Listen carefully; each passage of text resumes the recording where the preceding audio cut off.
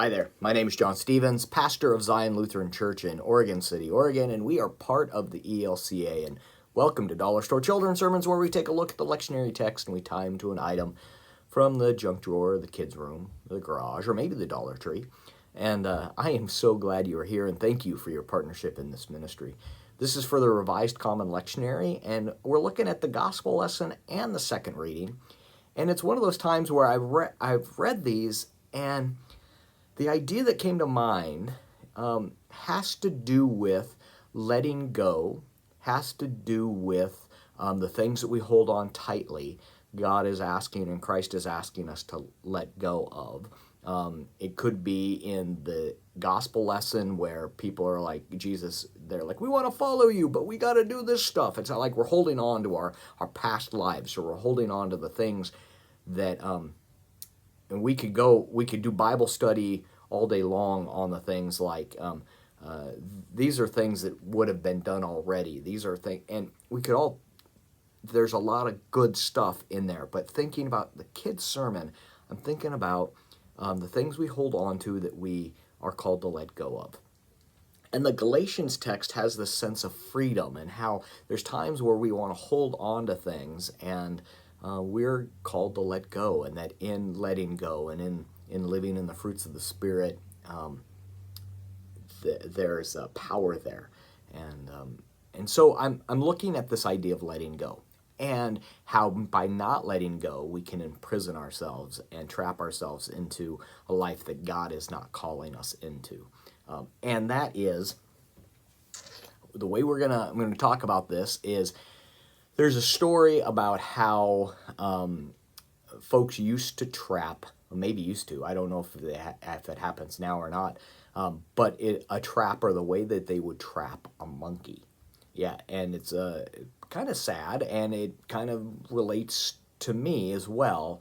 And what they would do is, and the way I'm explaining it is, I actually have a piece of wood. This is actually a piece of wood-like substance from a deck, and I cut a hole in the center. I have two holes. One's too big. This one's perfect, and two adults can hold on to this. And the way that they would trap a monkey is they would put it. There was a log, and down here they would put a shiny object, and the monkey would reach in. The hole's just big enough for the hand to get through. They would grab the shiny object and then pull it out. They can't pull out. They can't get their hand out, and they refuse to let go of the shiny object. And in that, they trap themselves. And, I know that you probably can't relate. I say that tongue-in-cheek because I know I can. The things that I hold on to, you could use this in your adult sermon as well. The things we hold on to, the things that we are called to let go and to live in the life of freedom of God, and we're like, no, I don't want to let go of that. It could be the grudge I'm holding against my best friend, that because they did something maybe they didn't even know they did.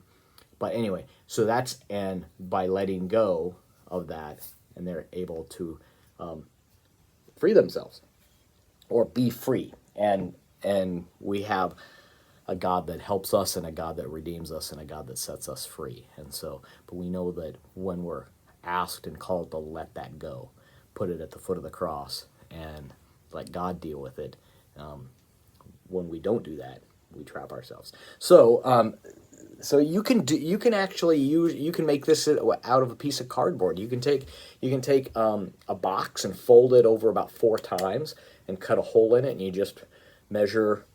You might have to do it a couple of times, but you get to the point where you want to be able to reach in, but if you hold your fist, you can't get it out. And so it's easy to make. And so that's the direction I'm going. There are others that I've done on the children's sermon, on the Dollar Store Children's Sermon site that you can search up. But for some reason, that's the direction I feel called to for this children's sermon. I'm hoping this can be useful for your own children's sermon. And thank you so much for your partnership in this ministry. Thank you for the work you're doing for your families and your kids, and you are rocking it. And if your congregation forgets to tell you, let me tell you, you are rocking it. All right. May the peace of God, may the peace of Christ, which surpasses all understanding. Guard your hearts and your minds. Amen. See you later. See you next week.